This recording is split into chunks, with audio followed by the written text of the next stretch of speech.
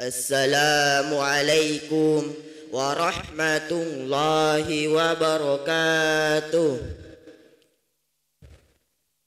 Alhamdulillah, alhamdulillahilladzi ja'ala syahr ramadana sayyidas suhur. Wassalatu wassalamu ala sayyidina Muhammadin wa ala alihi wa ashabihi ajmain, amma ba'du. Hadirin wal hadirat yang dimuliakan oleh Allah Subhanahu wa taala. Marilah kita senantiasa bertakwa kepada Allah Subhanahu wa taala dengan sebenar-benarnya, yakni dengan mengerjakan semua perintahnya serta menjauhi larangan-larangannya. Juga takwa dalam arti adalah taat, patuh serta memelihara diri dari berbagai bentuk kemusyrikan dan kemaksiatan. Kemusyrikan dan kemaksiatan adalah merupakan penyakit hati yang dapat menggugurkan iman dan melepaskan sifat-sifat muttaqin. Bukan mustahil bahwasanya penyakit-penyakit hati yang demikian hasil bujukan syaitan yang dapat mempengaruhi hawa nafsu. Hawa nafsu yang telah dipengaruhi syaitan inilah yang sudah pasti membawa kita kepada kesesatan dan akhirnya azab dan siksa. Allah Subhanahu wa taala berfirman di dalam Al-Qur'an yang berbunyi, Bismillahirrahmanirrahim. Afara'aita man ittakhadha ilahahu hawahu wa dhallahu wa Allahu 'alal ilmi wa khatama 'ala sam'ihi wa qalbihi wa ja'ala basharan gisawah. Faman yahdihi min ba'dillahi afala yazakkarun. Yang artinya, maka pernahkah kamu melihat orang-orang yang menjadikan hawa nafsunya sebagai Tuhannya dan Allah membiarkannya sesat berdasarkan ilmunya, dan Allah telah mengunci mati pendengarannya dan hatinya dan meletakkan tutupan atas penglihatannya. Maka siapakah yang akan memberikan petunjuk sesudah Allah? Maka membiarkannya sesat. Maka mengapa kamu tidak mengambil pelajaran? Dari ayat tersebut semakin jelas bahwa orang-orang yang selalu memperturutkan hawa nafsunya pasti sesat dan semakin sesat. Jika sudah demikian keadaan seseorang hamba, maka jelas ia bukan lagi sebagai manusia yang mukmin dan muttaqin.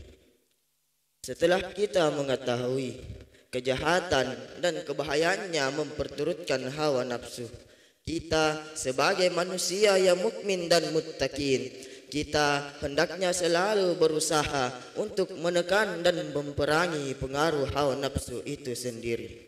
Hal ini sejalan dengan sabda Rasulullah, Raja'na minal jihadi asghari ilal jihadi akbari. Kita semua telah kembali dari peperangan yang kecil dan bersiap-siap menuju peperangan yang besar. Alangkah kagetnya para sahabat, betapa tidak ketika perang Badar itu merupakan peperangan yang sangat dahsyat dan cukup melelahkan, di mana jumlah pasukan umat Islam hanya 300 orang melawan tentara dari golongan orang kafir kurang lebih 3.000 orang. Sahabat bertanya, "Wa ma jihadun akbar ya Rasulullah?" Rasulullah menjawab, "Jihadun nafsu," perang melawan hawa nafsu. Seseorang hamba akan jauh dari Tuhannya apabila hamba tersebut terlalu memperturutkan hawa nafsunya. Inilah Rasulullah sallallahu alaihi wasallam bersabda, "Aktsaru man yudkhilun nasa naru al-famu wal farj." Yang paling banyak memasukkan manusia ke dalam neraka ialah mulut dan kemaluan. Banyak orang yang mendapatkan persoalan di dalam hidupnya disebabkan karena mulutnya juga banyak terjerumus dalam perbuatan maksiat karena terlalu memperturutkan hawa nafsunya. Hadirin wal hadirat yang dimuliakan oleh Allah Subhanahu wa taala, di dalam bulan Ramadan ini yang tengah kita hadapi bersama merupakan pula penekat hawa nafsu, yakni dengan mengerjakan ibadah puasa. Sebagaimana kita ketahui bahwa ibadah puasa adalah ibadah rahasia yang mengetahuinya hanya Allah dan orang-orang yang berpuasa. Boleh jadi seseorang mengaku berpuasa di hadapan manusia dengan berpura-pura loyo, haus dan lainnya. Akan tetapi sebenarnya dia tidak berpuasa. Dia hanya malu kepada orang lain, akan tetapi dia tidak malu kepada Allah Subhanahu wa taala. Dan ada pula orang yang berpuasa akan tetapi tidak mendapatkan sedikit pun dari puasanya itu. Rasulullah sallallahu alaihi wasallam bersabda, "Rubba sha'imin laisa lahu minal ju'i wal 'atash." Betapa banyak orang yang berpuasa akan tetapi tiada yang ia peroleh kecuali lapar dan haus. Tentu kita bertanya, gerangan apa yang sehingga tidak mendapatkan imbalan dari puasanya itu? Jawabannya, karena puasanya tidak berkualitas. Sebagaimana yang disebutkan dalam sabda Rasulullah, "Khamsatul asya' tuhbitus shaum." 5 sesuatu yang dapat meruntuhkan pahala puasa. Yang pertama, al-kadzibu, berkata dusta. Yang kedua, wal ghaibatu, suka mengunci. Yang ketiga, wan namimatu, mengadu domba. Yang keempat, wayamnul gomus, bersumpah palsu. Dan yang kelima, wa nazru bis sahwat, memandang lawan jenis dengan penuh syahwat.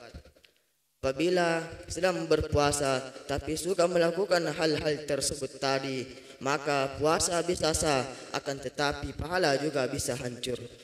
Demikian ceramah yang saya sampaikan. Mudah-mudahan Allah menerima segala amal ibadah kita di bulan Ramadan ini. Amin amin ya rabbal alamin. Wabillahi taufiq wad da'wat wal irsyad. Wassalamualaikum warahmatullahi wabarakatuh.